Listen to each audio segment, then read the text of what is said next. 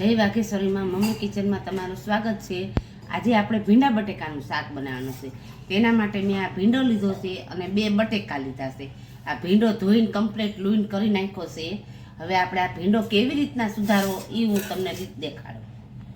જો આપણે આવી રીતના કર્યો પછી આને ઊભી ચીર,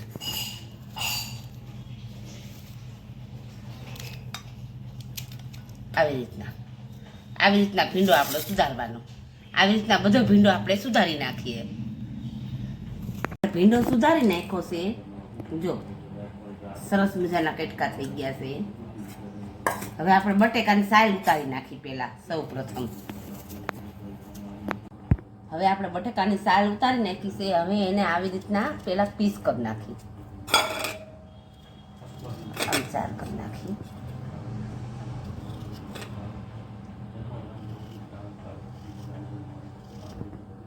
ભીંડાની જેમ જ તે બટેકાનું હવે આવી રીતના આપણે બધા બટેકા સુધારી નાખીએ। હવે આપણે ભીંડાનું શાક બઘારી નાખી, તેમાં આપણે 3 થી 4 પાવડા તેલ નાખી। હવે આપણે એમાં ચપટી જીરું નાખી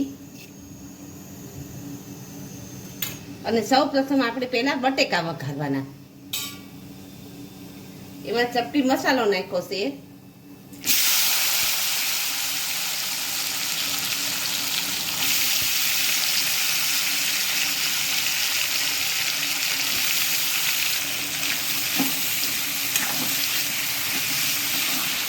હવે આને એકદમ ધીમા તાપે થોડીક વાર આને ચડવા દે, પછી ભીંડો એડ કરીએ આપણે।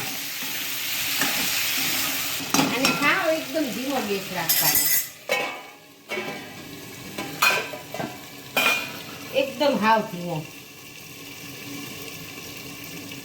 અને ઉપર આપણે પાણી આવી રીતના મૂકી દઈએ, પાણી જરા ખરખું મૂકવાનું।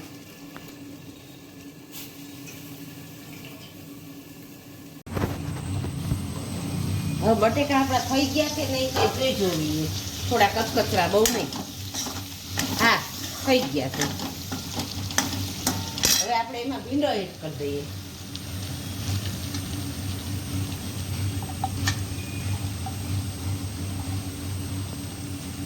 ભીંડો એડ કર્યો એટલે ચીકણો કહેવાય, તેના માટે આ લીંબુનું કટકો, આ એટલું લીંબુ નીચવી નાખવાનું એટલે ચીકાશ ન રહે।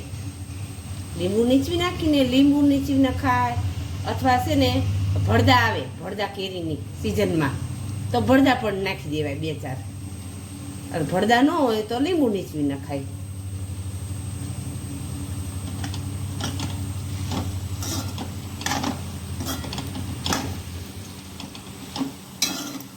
હજી થોડુંક આપણે લીંબુ નીચવી,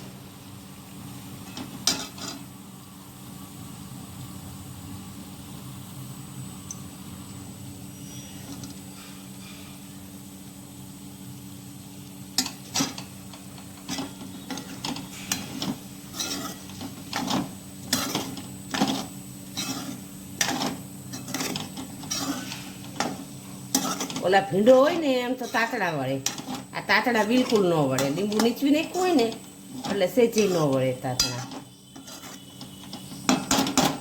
પાછું આપણે વરાળનું પાણી મૂકી દઈએ, એકદમ ધીમા ગેસે જ આ કરવાનું, ફાસ્ટ ગેસ નહીં રાખવાનો। આપણો ભીંડો અને બટેકા બંને ચડી જાય પછી આપણે હવે જ કરી નાખીએ એના। હવે ભીંડો અને બટેકા ચડી ગયા કે નહીં જોઈએ આપણે।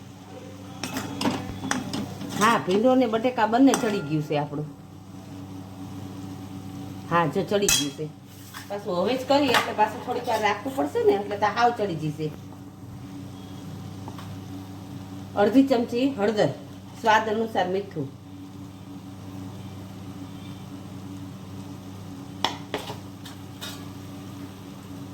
અને 1 ચમચી ભરીને મસાલો, 1 ચમચી ભરીને ધાણા જીરું,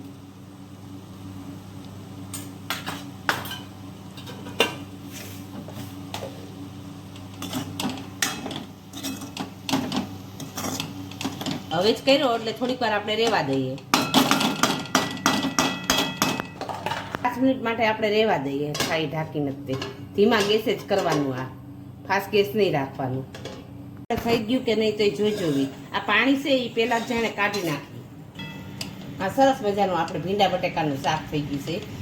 અમારી રેસીપી પસંદ આવી હોય તો કોમેન્ટ કરીને જણાવજો અને અમારી ચેનલને તમે સબસ્ક્રાઈબ કરજો.